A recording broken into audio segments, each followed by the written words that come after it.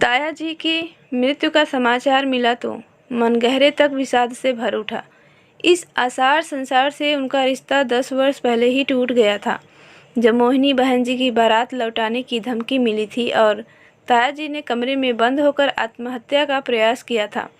डॉक्टरों के अथक प्रयास से वे बच तो गए, पर अपना मानसिक संतुलन खोने की कीमत पर। जो जीवन उन्हें मिला उसमें न तो पारिवारिक स्नेह बचा न मधुरता। 10 वर्ष का लंबा अंतराल उन्होंने अपनी जीवित लाश ढोते हुए भोगा था।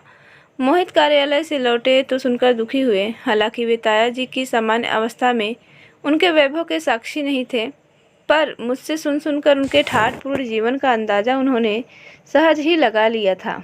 ताया जी रेलवे की नौकरी में उच्च पदस्थ तो नहीं थे, पर उनकी कुर्सी को उनके सहयोगी कामधेनु गाय कहकर पुकारा करते थे। वे चीफ गुड्स क्लर्क के पद पर थे और अपनी ड्यूटी समाप्त कर जब घर लौटते तब जेबें नोटों से भरी रहती। घर में विलासितापूर्ण चीज़ें भरी पड़ी थी। बच्चों के उंगली उठाने की देर होती कि चीज़ें फौरन घर आ जाती, पर ताई के आंचल में चीज़ें समा नहीं पाई। वे थी एक नंबर की आलसी। रसोई घर में जाना न पड़े इसके वे बहाने ढूंढा करती। शाम को अक्सर खाना या तो बाहर खाया जाता या बाहर से मंगा लिया जाता। जब बिना पसीना बहाए घर में धन आता है तब वह अपने साथ कई व्यसन भी ले आता है। ताया जी को शराब की ऐसी लत पड़ी कि बिना उसके रात कटती ही नहीं थी। बच्चे पढ़ाई के प्रति यूं लापरवाह हुए कि उत्तीर्ण अनुत्तीर्ण की चिंता से वे मुक्त हो गए। उनकी ओर ध्यान देने की चिंता न माँ को थी न बाप को। अनाप शनाप जेब खर्च मिलने से बच्चे बिगड़ते गए। वे स्वच्छंद हो ऐसे क्रियाकलापों में संलग्न हो गए जो सामाजिक मर्यादा के विपरीत था। ताया जी के पद को पाने के लिए उनके दूसरे सहयोगी भी प्रयत्न करते रहते थे, पर ताया जी की पहुंच अच्छी थी और दूसरे उनका भाग्य भी प्रबल रहा कि कई वर्षों तक वे उस पद पर विराजमान रहे। उनका रहन सहन ऐसा विलासपूर्ण था कि क्या कोई लखपति रहेगा। लगदग कपड़ों में वे कोई उच्च पदस्थ अधिकारी लगते। घर में नौकर चाकर रख लिए गए थे।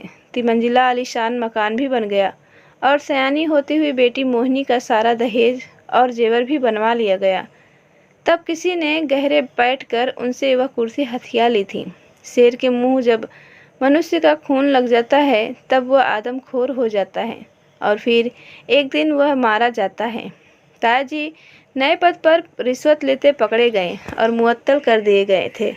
कुछ दिनों तक स्थिति यथापूर्व रही। सबके हाथ खुले हुए थे। संचित धन का काफ़ी भाग मुट्ठी में से रेत की भांति निकल गया। तब ताया जी की आंखें खुली थी। सयानी होती बेटी के हाथ पीले करने और नालायक बेटों को कहीं काम धंधे पर लगाने की चिंता उन्हें सताने लगी थी। महीनों की दौड़ धूप के बाद एक परिचित के माध्यम से बेटी के लिए एक उचित वर वे तलाश कर पाए थे। बातचीत में वर के माँ बाप बड़े सरल और सभ्य लगे थे। ताई जी से सलाह ले उन्होंने फिर विलंब नहीं किया था। आनन फानन में सब तय हो गया था। मोहिनी का दहेज पहले से ही तैयार था। उन्हें इस विषय में चिंता करने की आवश्यकता नहीं थी। विवाह से पूर्व वर पक्ष ने नकद की मांग की और यह आश्वासन मिलने पर कि विवाह पर कुछ नहीं लेंगे, ताई जी ने तय की गई रकम विवाह पूर्व ही रस्मों पर वर पक्ष को सौंप दी थी और निश्चिंत होकर बारात के स्वागत की तैयारियों में वे व्यस्त हो गए थे। निश्चित दिन धूमधाम से बारात आई थी। बारातियों के स्वागत सत्कार में ताया जी ने कोई कसर नहीं रखी थी। इकलौती और नाजों से पली बेटी थी। उसकी विदाई की कल्पना करके एक सप्ताह पूर्व से ही वे उदास रहने लगे थे। वरमाला के समय वर के पिता ने ताया जी से अकेले में कुछ व्यक्तिगत विशेष बात करने की इच्छा प्रकट की थी और वे दोनों एकांत में चले गए थे। समझी जी, वरमाला से पूर्व निश्चित धन मिल जाए तो? वर के पिता ने ताया जी से फुसफुसाते हुए कहा। निश्चित धन? पहले तो ताया जी आश्चर्य से अवाक उनकी ओर कुछ क्षण तक देखते रह गए। वह तो आपने विवाह पूर्व के रस्मों पर ले ली थी और यह आश्वासन दिया था कि अब विवाह पर कोई मांग नहीं रखेंगे। ताया जी के मुख पर अभी भी विस्मय गहराया हुआ था। आपको कोई गलतफहमी हुई लगती है। वह धन तो विवाह पूर्व के रस्मों के लिए ही था। आखिर उन रस्मों पर भी तो धन रखा जाता है या यूं ही खाली हाथों वे रस्म निभाए जाते हैं? आप तो अनुभवी हैं, कहीं ऐसा संभव है भला? वर के पिता के मुख पर कपट स्पष्ट परिलक्षित होने लगा था। पर मेरे पास तो अब धन का कोई प्रबंध नहीं है। मैं तो आश्वस्त था और उसी के अनुसार सभी मदों में व्यय कर चुका हूँ। तायाजी के चेहरे पर निरीहता और बेबसी उपस्थित थी। आप कैसी बात कर रहे हैं समधी जी? इन बातों पर तो वही यकीन करेगा जो आपकी वास्तविकता न जानता और न समझता हो। आप तो चीफ गुड्स क्लर्क रहे हैं, इतने बड़े स्टेशन के लाखों के वारे न्यारे किए हैं आपने। ये सब बातें मुझसे छिपी नहीं है। वर के पिता रहस्यमय ढंग से मुस्कुराए। पर अब स्थिति वैसी नहीं है दूसरे। आजकल तो आप जानते हैं, नौकरी से मुअत्तल होने के उपरांत आधी तनख्वाह पर गुजर बसर करना पड़ रहा है। तायाजी के गले से करुणा टपक रही। अरे समधी जी, जरा जी, मरा हाथी भी 1.25 लाख का होता है। देर मत करिए, मुहूर्त निकला जा रहा है। वर के पिता घड़ी पर दृष्टि जमाए बोले।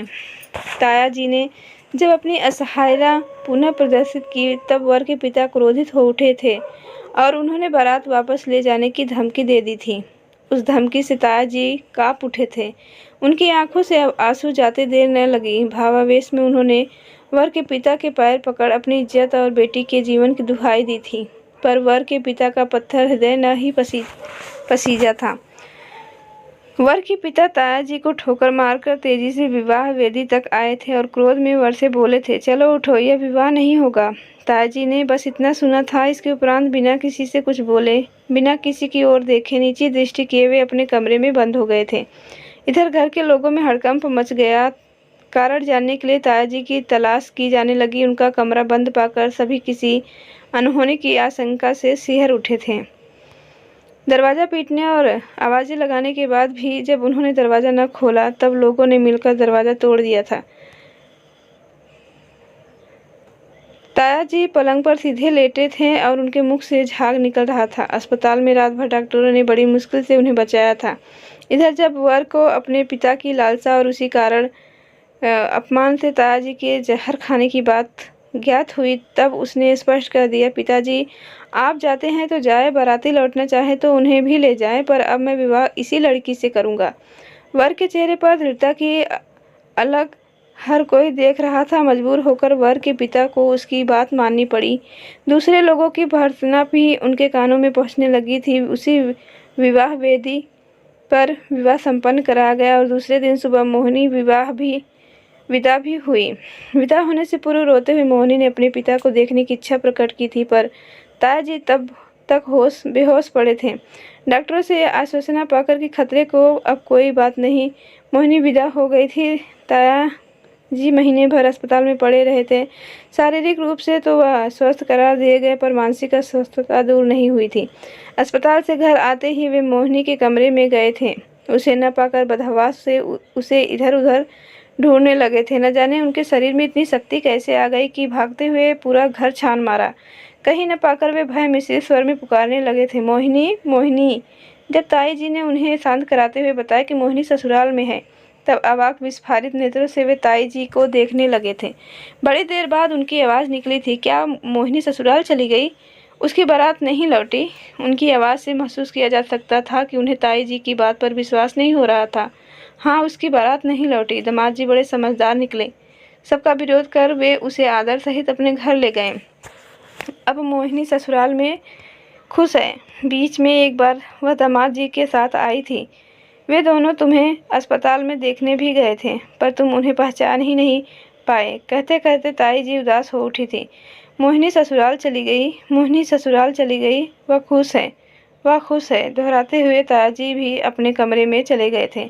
फिर तो अधिकतर वे कमरे में ही बंद रहते, दैनिक आवश्यकताओं की पूर्ति के लिए बाहर निकलते, न किसी से कुछ बोलते, न कोई कार्य करते और न किसी के कार्य में दखल अंदाजी करते। उनकी सारी दुनिया उनके कमरे में ही थी, सिमट कर रह गई थी। अस्पताल से घर आने की सूचना पाकर मोहिनी पति के साथ तायाजी से मिलने आई थी।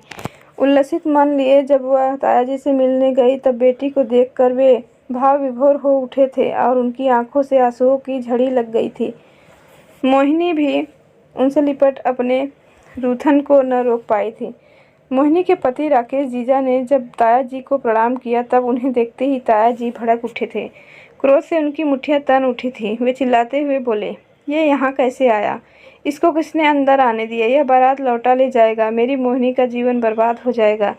वे एक डंडा लेकर राकेश के पीछे दौड़े थे। सबने रोकने की बहुत कोशिश की, पर उन्हें कोई रोक नहीं पाया था। राकेश को वे गली के मोड़ तक खदेड़ आए थे।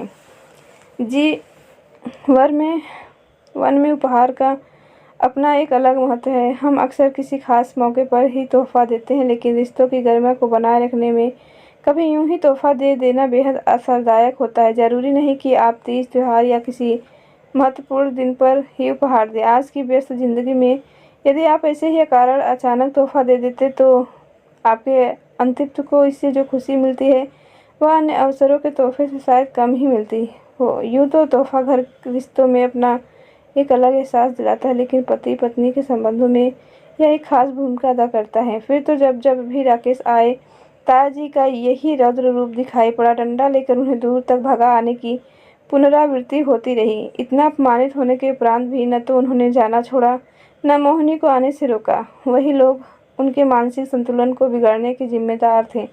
ससुराल आकर अपमानित होने में उन्हें अपने अपराध का पश्चाताप भी हो, पर उन्होंने कभी ऐसा जाहिर नहीं होने दिया था।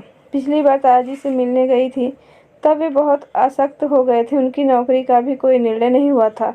बहाल भी हो जाते तो नौकरी कहाँ कर पाते। बेचारे वे अपने होश में ही नहीं थे। घर की आर्थिक स्थिति भी डावाडोल हो गई थी। दोनों लड़के बेरोजगार थे और आवारागर्दी में लिप्त। ताईजी घर और तायाजी को संभालते संभालते असमय ही बूढ़ी हो गई थी। दहेज के दानव ने इस घर की खुशहाली को छिन्न भिन्न कर डाला था। घर लौटकर माँ से ताईजी की तंगहाली बयान की, तब वे फट पड़ी थी। सब उसके कर्मों का फल है। जमीन पर पैर नहीं पड़ते थे नवाबजादी के।